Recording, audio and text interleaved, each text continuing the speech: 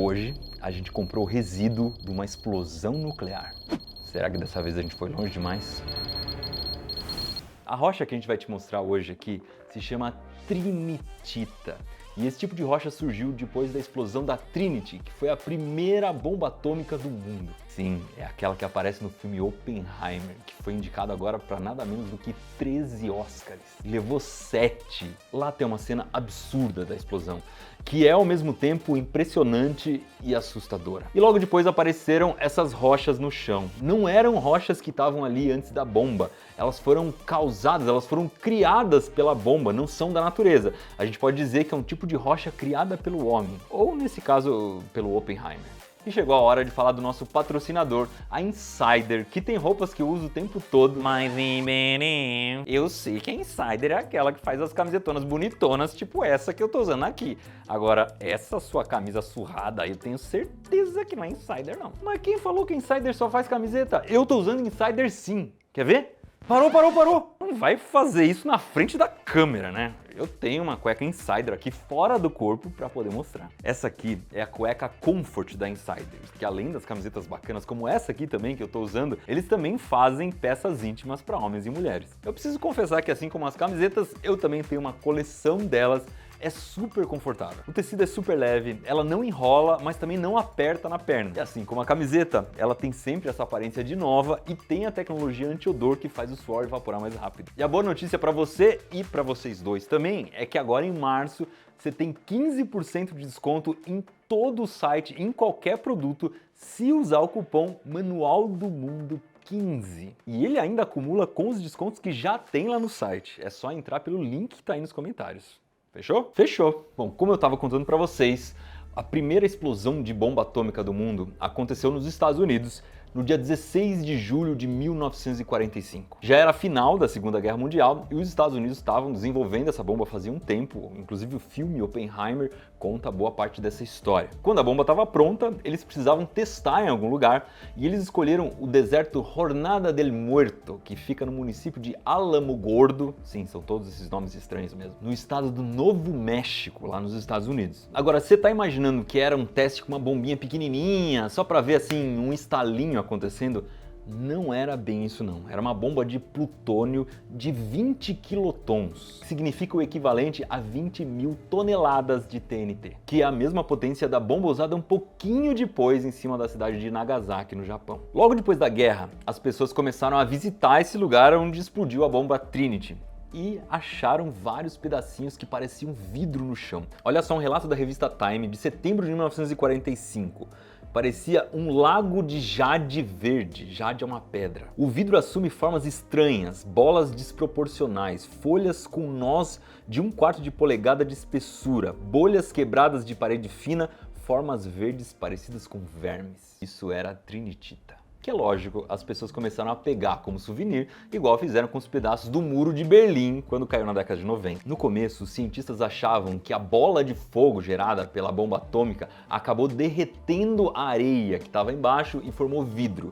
Mas depois perceberam que não foi exatamente isso que aconteceu. A hipótese que mais se aceita hoje é que no momento em que a bomba explode, essa bola de fogo imensa ela sobe, porque ela é menos densa do que o ar. Nessa subida ela cria uma espécie de vácuo embaixo que puxa as coisas que estão em volta, né? A pressão atmosférica empurra para aquele lugar, as coisas estão em volta e o que tem em volta ali no deserto é a areia, que derreteu e formou um monte de bolinhas derretidas ali no ar, como se fosse uma névoa imensa de vidro derretido que depois choveu no lugar. E ali eles encontraram 3 tipos diferentes de vidro derretido. O primeiro era o verde, que era o mais comum, mas também tinha vermelho, que é rico em cobre, que pode ter aparecido ali por causa da própria fiação da bomba, e o preto, que é rico em ferro, que provavelmente vem da estrutura que estava em volta que derreteu junto com tudo isso. Já vou avisando para vocês que esse tipo de rocha não vai ser assim muito bonito, afinal de contas é um pouco de areia, uma sujeira que derreteu ali, no momento em que derreteu podia até ter um formato bonitinho, lisinho, mas depois caiu num chão de areia, virou um treco meio a milanesa assim. É lógico que isso vai ter ali uns elementos químicos meio estranhos, formados por causa da explosão atômica, tipo bário, americium, césio e európio.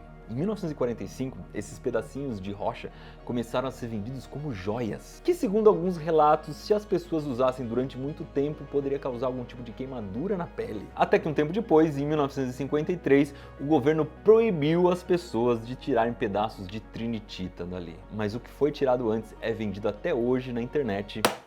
E é isso que a gente comprou. Já vou avisando que a gente leu bastante sobre esse negócio e a toxicidade dessa pedra é baixa, tá? Só não é recomendável você quebrar a pedra, porque ela pode soltar alguma substância esquisita aí. E também não é muito bom comer. É uma coisa que eu realmente não tinha pensado em fazer, mas não vou fazer mesmo. Chega aí, dá uma olhadinha de perto. Olha só, trinitita, o outro nome dela é atomcita, lugar de explosão da Trinity, em Alamogordo, Novo México, Estados Unidos. Realmente parece vidro derretido de alguma forma, misturado com areia depois. Mas se me mostrassem assim, sem falar o que era, eu diria que é um pedaço de cimento que caiu numa construção. Se isso aqui é verdadeiro ou não, eu sinceramente não faço a mínima ideia. Todos que eu vi vendendo na internet tinham mais ou menos essa carinha aqui, vinham dentro de uma caixinha para proteger e tudo mais. O único teste que eu posso fazer para saber se esse negócio tem algum indício de verdade ou não é usar esse querido aparelho aqui. Esse negócio é um contador Geiger, é um contador de radiação. Se a gente colocar perto de alguma coisa que tem alguma radioatividade, ele vai indicar. Como é que funciona esse negócio? Ele tem um sensor aqui na ponta que você aproxima do objeto que você quer medir e aqui no aparelho tem um indicador está escrito CPM, que é a contagem de partículas radioativas que o sensor está recebendo por minuto. Mas ele também tem um sonzinho. Eu vou ligar aqui para vocês verem. Vocês já devem ter identificado, ó, esse barulhinho em algum filme, em algum lugar que alguém está medindo radiação. Se você chega perto de alguma coisa radioativa, ele faz... Tem um pouquinho de bip agora, porque existe radiação sim passando pelo ambiente agora, radiação que vem do espaço, que vem do Sol. Mas se a gente chegar perto de alguma coisa que está emitindo bastante radiação, vai mudar completamente a contagem aqui. Então a primeira coisa que eu quero fazer é medir a radiação média aqui do meu ambiente. Para isso eu vou tirar tudo que está em cima da mesa que pode ser radioativo, porque eu tenho outras coisas radioativas aqui que eu quero medir também. Esse botãozinho zero a contagem, vamos deixar assim, apontando para o nada. Está oscilando aqui entre 80 e 110 contagens por minuto. Primeira coisa que eu vou testar é um prato de urânio. Não é zoeira não, tá? Esse tipo de vidro se chama uralina e antigamente eles colocavam um pouquinho de urânio no vidro para ele ficar meio esverdeado, meio fluorescente. Inclusive se a gente botar esse negócio na luz negra dá um efeito bem bacana. Será que vai subir a contagem? Opa!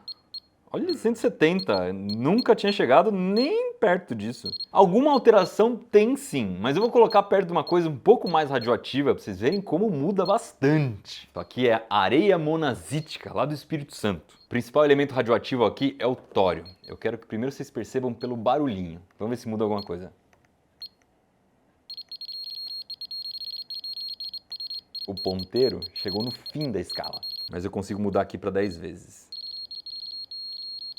Ou seja, enquanto o prato de urânio marcava mais ou menos 150 contagens por minuto, aqui eu tenho 4.500. Mas relaxa que isso não tem perigo não, tá? Ainda é muito pouco, não tem perigo se banhar no Espírito Santo. Bora testar a nossa trinitita? Não. Vamos dar uma olhada no microscópio antes, se a gente consegue ver alguma coisa nela? A gente consegue perceber que tem uns furinhos, como se fosse alguma coisa que ferveu e logo em seguida petrificou. Em algum momento isso aqui foi líquido. Olha ali os grãozinhos de areia que grudaram depois. Agora sim, acho que a gente está preparado para botar no contador Geiger. Opa! Olha como cai quando eu tiro. Sobe quando eu coloco perto. Uma mudança muito parecida com a do prato de urânio. Fica mais ou menos no 100 quando a gente mede a radiação do ambiente, sobe até quase 200 quando a gente coloca perto do objeto. Ou seja, pelo menos nesse teste, a trinitita passou. Alguma radiaçãozinha ela tem. Mas, Iberê, tem um monte de coisa do nosso dia a dia, tipo banana, tipo granito, que também tem um pouco de radioatividade. Tipo, essa pedrinha aí pode ser granito. É verdade que granito pode ser um pouquinho radioativo, mas aqui é o manual do mundo, né? Vamos testar no granito. Ó, não tá passando de 100. Vamos botar a trinitita agora para ver se tem diferença. Na mesma hora, chega pertinho de 200 ou até passa 200. Alguma coisa tem aqui. Só que agora eu preciso confessar uma coisa. Eu tô enrolando vocês desde o começo desse vídeo. Porque a ideia inicial era a gente gravar esse vídeo aqui para mostrar uma coisa que não tinha nada a ver com trinitita. É que a gente estava pensando em fazer um gabinete de curiosidades. Mas o que é esse negócio? Era um lugar que podia ser uma estante, mas geralmente era um quarto, né? Uma sala, por isso esse nome gabinete, como se fosse o gabinete de um prefeito, em que as pessoas que tinham mais dinheiro, que iam viajar e que gostavam um pouco de ciência, de mostrar as coisas que elas descobriam para as outras, guardavam coisas preciosas, geralmente ligadas à natureza. Eu descobri esse tal de gabinete de curiosidades quando eu fui numa livraria e achei esse livro aqui que ensina a fazer um gabinete de curiosidades. E aqui eles mostram várias fotos desses gabinetes como eles eram antigamente. Quer dizer, são mais desenhos, né? Mas aí depois eu fui em outra livraria e encontrei essa preciosidade que pesa sei lá quantos quilos, que aí sim, a gente tem várias fotos de gabinetes de curiosidades. Mas o que as pessoas colocavam lá? Principalmente coisas recolhidas da natureza e que eram um pouco raras, tipo conchas, rochas, esqueletos, mas também tinha coisas feitas pelo homem, tipo joias, esculturas, moedas. Mãe Viberem, isso que você tá falando aí é um museu! Ah, mas essa é uma das raríssimas vezes que você tá certo. Exatamente. Os gabinetes de curiosidade fizeram muito sucesso na época das grandes navegações, em que os navios saíam da Europa tentando achar caminhos novos, na época em que se descobriu o Brasil, em que os portugueses conseguiram dar a volta na África, depois também conseguiram dar a volta ao mundo. Como vocês devem ter imaginado, nessas viagens as pessoas traziam um monte de objetos que eram super interessantes que ninguém nunca tinha visto. E aí começaram a se formar esses gabinetes de curiosidades. Uma das coleções mais impressionantes da época era de um naturalista dinamarquês chamado Ole Worm. Foi publicado inclusive um catálogo da coleção dele, cujo título era Museum Wormianum, ou em português, Museu do Worm. Em latim, museu quer dizer um lugar de estudo, biblioteca. Em grego, quer dizer altar das musas. E foi a partir do Museu do Worm que os gabinetes de curiosidade começaram a se organizar mais e ficar muito parecido com o que a gente entende por museu hoje, com duas diferenças. Primeiro que os gabinetes de curiosidade eram meio pseudocientíficos, tinha umas coisas ali que estavam erradas, que eram meio falsas.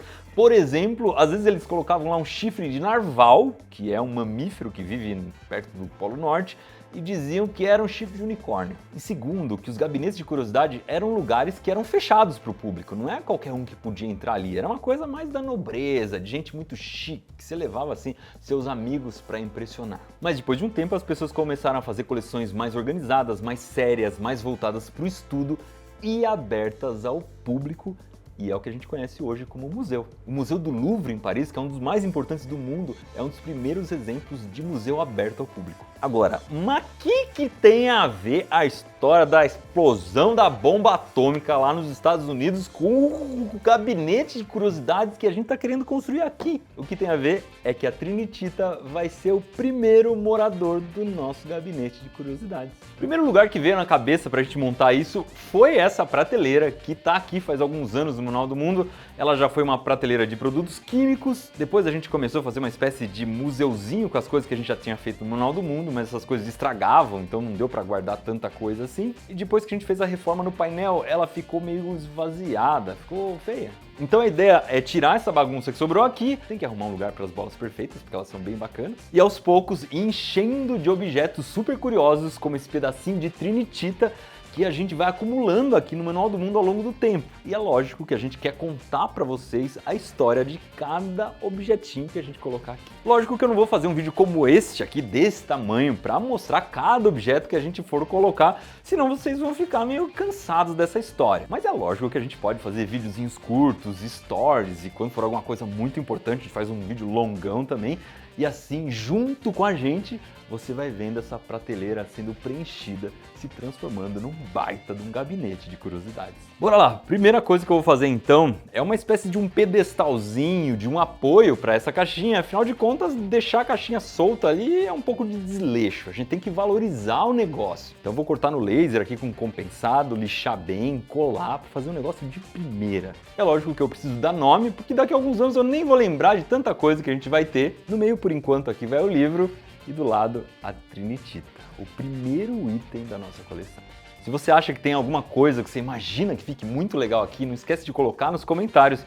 E se você tiver alguma coisa na sua casa que é muito diferente, você acha que vale a pena doar pra gente, eternizar no nosso gabinete de curiosidades, escreve pra gente, fechou? Você deve ter se interessado por esse tema de radioatividade. Então a gente preparou uma playlist aqui no Manual do Mundo com vários vídeos em que a gente mostra desde aquele prato de urânio até um experimento em que você consegue ver a radioatividade com o vapor de álcool se condensando.